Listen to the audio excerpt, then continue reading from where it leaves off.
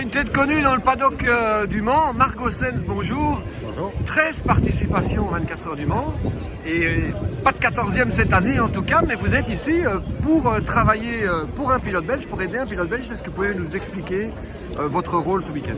Oui, bien sûr, c'est Tom Van Rompuy qui m'a demandé, parce qu'il a toujours travaillé ici avec Andy Hannen au niveau de spotter. Et voilà, pour lui supporter, pour lui donner un peu des conseils, pour faire le spotting, coaching en général, si tu veux. Donc voilà pourquoi on en a. Spotter, est-ce que tu peux nous expliquer, Marc, ça consiste en quoi? Parce que nous, on voit les petites boules, par exemple. Est-ce que tu travailles avec ça sur les écrans? C'est quoi? C'est anticiper, c'est prévenir Tom quand il y a des voitures plus rapides qui reviennent sur lui, parce qu'il va en avoir beaucoup. Oui, il faut certainement être avant lui. Donc il faut passer par les différents comment on dit, channels de la télé pour être devant lui. Si jamais il y a un accident dans la chicane, il faut lui prévenir sur la ligne droite. Donc il faut pas suivre la voiture, pas le pilote, mais il faut être devant. Et ça vient du système NASCAR en tout cas. Et depuis des années, ils sont en train d'user ça dans les 24 heures de Daytona, 24 heures du Mans. Malheureusement ici, on a un circuit de 13 km, donc c'est pas qu'on peut être dans une position qu'on voit tout le circuit, mais c'est par les écrans. Donc ça change un petit peu le jeu, mais ça peut aider le pilote. Par exemple, il y a une voiture devant lui qui est sortie des stands avec des pneus froids, il faut lui prévenir.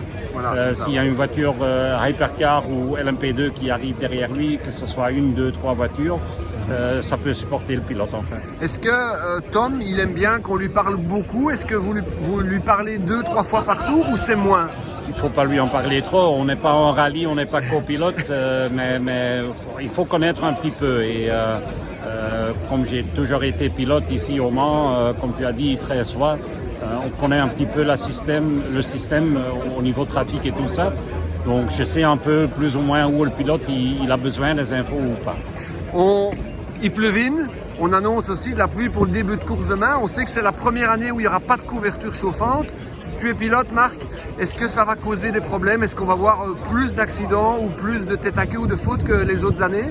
Il faut que les pilotes sont conscients de tout ça, mais ça change un petit peu le jeu. Mais bon, on a déjà vu les pilotes ici, ils ont enfin, la plus grande partie en tout cas assez d'expérience. Donc je ne pense pas qu'il y aura plus d'accidents à cause de ça simplement, mais ça change le jeu, c'est clair. Dernière chose, Marc, un superbe plateau en hypercar, 23 voitures, 9 constructeurs. Le pronostic de Marc Goossens, qui va gagner cette édition des 24 heures du Mans? Ils m'ont posé la même question il y a une heure plus ou moins. À mon avis, Ferrari de nouveau. Je pense qu'ils ont montré un rythme qui était assez bon dans des longs runs. C'est clair qu'au niveau des hyperpoles, c'était un bagarre assez serré.